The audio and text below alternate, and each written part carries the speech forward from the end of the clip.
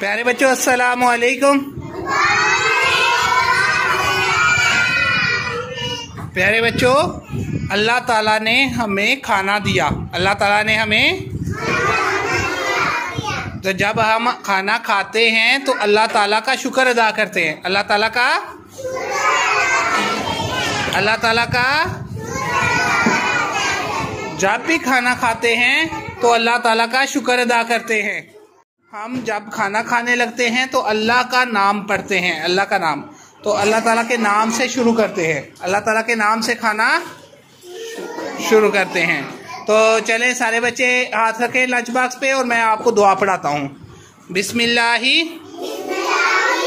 व अला बरकातिल्लाह। बिस्मिल्लाहि व अला बरकातिल्लाह।